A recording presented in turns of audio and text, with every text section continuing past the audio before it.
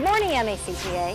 I'm Ginny Simms, Wellness Director at Richard Francinski & Associates. On behalf of RJP, thank you for inviting us to your innovative live talks. Normally I speak to groups about corporate wellness programs, but today I'm not going to talk about that. Today I want to talk about you. Today I want to encourage each one of you on your own life's journey towards wellness. We'll start this morning with a quick quiz. Don't worry, no grades or scores, just an opinion. What does this symbol look like to you? A minus sign? A bar? A hyphen? For our purposes for today, I want us to think about it as a dash, a sign, a sudden movement, a mark. We can look at this dash as a sign, a symbol. Many times the dash can be seen on a tombstone, that symbol between one's date of birth and one's death. There is an old adage that is not so much the years of one's life, but the life in one's years that matters. It is the life of the dash, that which is lived between one's birth and death. Early in my career, I was an oncology nurse. Because I was part of an experimental procedural group, I saw a lot more funerals than I wanted. In attending those funerals, I witnessed the dash, the stories and memories of friends and loved ones who recalled about what that person's life was, how he or she lived, and the legacy that was left behind. One of the most profound funerals I ever attended was one of a 17-year-old. She had lived so much in those short years, so much quality in her relationships, her choices, in the people she touched. So how about you? Ever stop to think about your dash? What impact are you leaving behind? Are you living your dash to its fullest? If not, what is holding you back? What are some of your lifelong goals? How do you want to be remembered?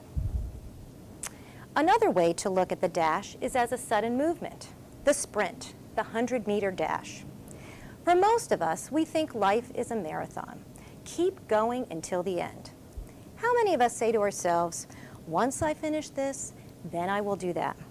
How many people do you know who said once they retired, then they will do what they love, only to find themselves incapacitated by chronic illness or family situation that prevents them from doing what they love to do? We are a nation of marathoners. We keep pushing ourselves and working harder and longer, yet finding it more and more difficult to achieve success or satisfaction in our lives. There is a new way to look at how we use our energy. A 2007 article in the Harvard Business Review discussed findings of the Energy Project.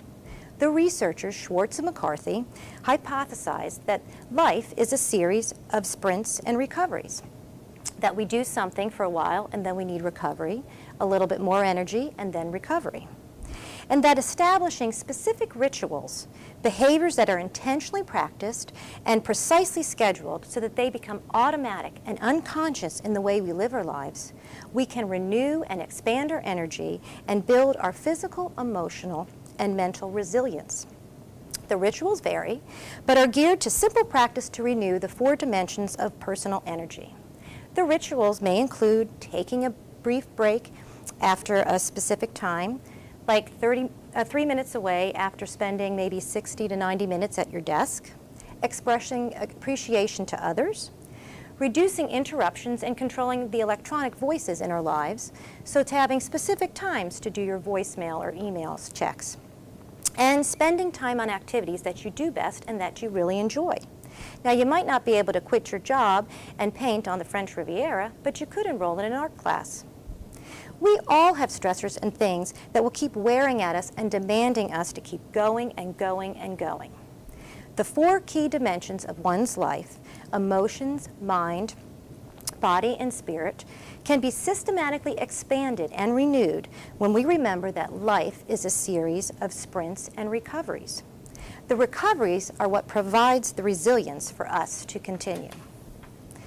And today I'd like to look at the third way of looking at the dash is as a hash mark, checking off one's to-do list. If you are one who says that you would like to be well, or you want to, as an example, start eating healthier or exercising more, but you say, what's the use? This is the way I was brought up, and it's just in my genes. I would like to encourage you that you can change if you really want to. Social behavioral studies have looked at the various factors that influence a person's health behavior. 10% of factors are related to access of care, the amount of doctors or resources in your area. 20% is related to your genes, who are your parents. 20% is related to your environment. And 50% is related to your behavioral choice. So your decision to behave for behavioral change is really up to you. So start small. You might know of something big that you want to do. If you break it down into smaller, more achievable goals, you will be successful. Nothing is more rewarding than that feeling of accomplishment, no matter how small. So say you always wanted to run that 5K or just to start moving more. Intentionally plan to move, not even to run or jog, just 10 minutes a day for 3 days a week. The next week, increase it to 10 minutes again in those 3 days. Before you know it, you'll be up to 30 minutes for 3 days, and then eventually doing that 5K. So today, I want you to think about that bigger picture of your life. What will your dash look like? How can you achieve that bigger picture? What is important to you, and how would you like to be remembered? If you look at your life as a series of sprints and recoveries, you can achieve greater, more satisfying success. Plan into your life, into your day, little recoveries and rejuvenations. Intentionally schedule things to renew you physically, emotionally, mentally, and spiritually. Things that recharge your battery. It's just as important as scheduling an important date or appointment or meeting. It is important to schedule your time for recovery and renewal. I want to encourage you that you can achieve the life you want. Take small steps, plan it out. Intentionally make a to-do list of what you want to achieve and then back into it. The longest journey does start with a single step. So today, life is worth living. Live it well. Thank you.